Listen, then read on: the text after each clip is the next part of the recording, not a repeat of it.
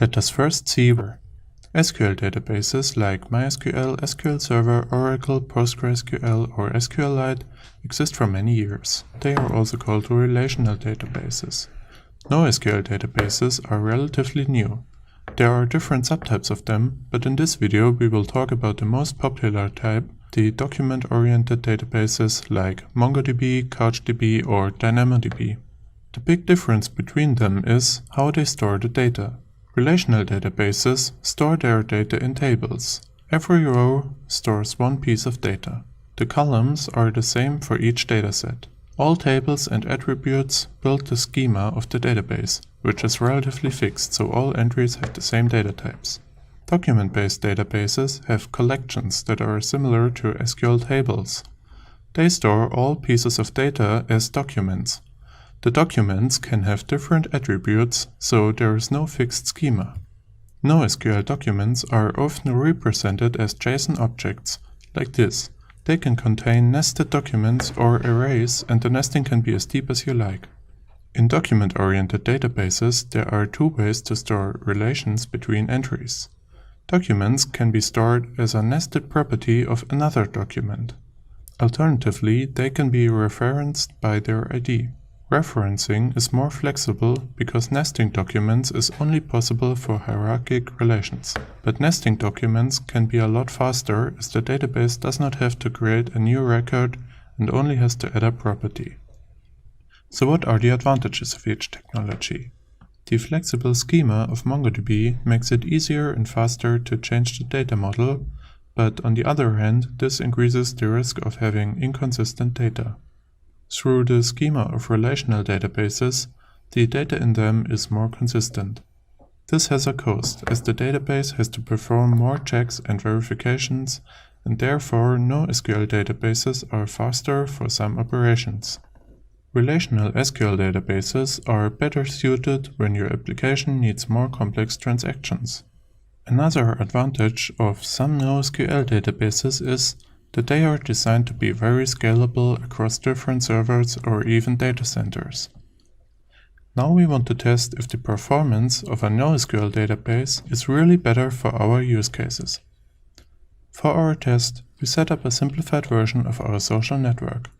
There are only accounts, posts, and likes. Accounts only have a username and a date of birth. Posts have a text content and can be liked by users. Concerning the database, this is a typical web application where there are a lot of read and write operations, but few updates and deletions. For our benchmarks, we used MongoDB and PostgreSQL. We set up the databases in Docker containers to have a more controlled environment for the tests. For implementing the benchmarks, we used Python. In PostgreSQL, we have three tables: the accounts, the posts, and the likes. We did not build any indices except for primary keys, which are the IDs. The data in our MongoDB database is stored in two collections, one for the accounts and one for the posts. The information which account likes which post is stored by references in the post. This is a one-way reference, so in the account it is not stored which posts he likes. There are no indices except for the ID fields. We then executed several benchmarks matching our use cases, and this is the result. Inserting data, for example creating new posts, is faster with MongoDB than with PostgreSQL. MongoDB has to check less constraints because it does not have to ensure a consistent schema. Accessing data is faster in PostgreSQL, especially when searching for an attribute that is not indexed. We then tested to receive the latest posts. For this, the databases have to sort the posts by their creation date. We had 10,000 posts in the database and queried first 100, then 1,000 and then 10,000 posts. MongoDB was much slower than PostgreSQL in this case, probably because accessing values within documents in MongoDB is slower than in a table, so we can conclude that PostgreSQL is faster for sorting and scales very good. But when requesting the latest posts together with the count of how many likes they have, the result is completely different. This time, MongoDB outperformed PostgreSQL.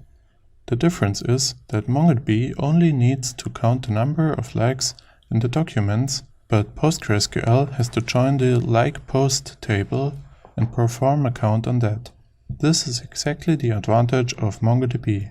You can avoid joins with nested documents. This benchmark inserts likes for a post. As you can see, MongoDB outperforms PostgreSQL once again. It just has to find a post using an index and insert an element into the array of likes. PostgreSQL probably needs more time because it has to check the foreign key constraints.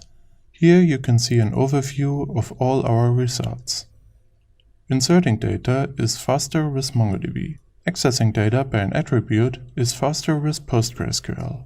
Sorting is faster with PostgreSQL. Getting data with relations can be faster with MongoDB if the reference is stored inside the document. But when the reference is stored in other documents and MongoDB has to iterate over them, PostgreSQL is faster by simply joining the relation table. PostgreSQL is also faster for some more complex queries. Aggregations are faster in MongoDB. Our conclusion is that PostgreSQL is better at accessing data by non-key attributes, sorting, and for complex queries. And MongoDB is faster at inserting, updating, and for queries that use nested references instead of joins. So finally, we decided to choose MongoDB for our social network because of the flexibility and the better performance for our most common use cases.